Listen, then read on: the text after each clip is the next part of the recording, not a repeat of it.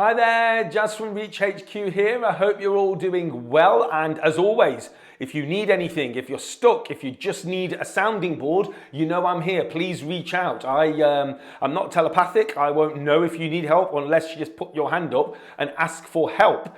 Now, what I wanted to talk about today was the importance of systems in a business. You see, my phrase is that systems run the business. People run the systems, and you, the leader, needs to lead the people. So having systems and processes, documented systems and processes in a business is incredibly important, because when something goes wrong, which invariably it will in business, what we're not going to do is point the finger at people. What we're going to first do is look for what system broke. What system can we now analyze, critique, and make better with a process improvement, for argument's sake? We need to become a systems-dependent business, not a people-dependent business. And that's not because we don't need people, because we do, absolutely we do. However, what we can't do is rely on people. Let me ask you a question. How many of you watching this video right now have got a lot of people in your business that have got a lot of knowledge? And if they were to ever leave, then the business would be in trouble. Yes, you're probably feeling that pain right now. That's not a good place to be. It's not a long-term sustainable place to be either. So it's very important that we start to get that knowledge out of people's heads. And my advice always is, even today, you can start this process. You see, what you can task yourself with doing every day or every week from this day onwards is to write one routine thing that happens in your business. Now, I'm not talking about just writing it. I'm talking writing it down to key stroke level.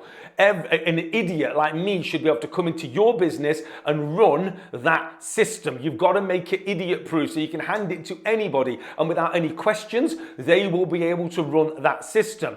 If they have to ask you questions, then the system has not worked. You see, the entire principle of leverage is do the work once, get paid back forever. So if people have to continue to come up to you and ask you how to do something, then the system that you've documented is not fit for purpose. You've got to take it down to the most minute level. Now, the other thing that I have always recommended, especially recently, is incorporating screen recordings. So instead of sitting there typing up what happens, if it's a computer-based system that you're documenting, then click the record now button on your computer or MacBook and start recording your screen and start talking about what you do as you navigate through the different screens in that process. Now, the other thing to remember if you're going to do screen recordings, which are a personal favorite of mine, is do it slowly. Just because you can do it with your eyes shut doesn't mean that the people watching this in the future will be able to do it. So take time to explain why we click that button, why we then go to the next page, why we scroll down, etc.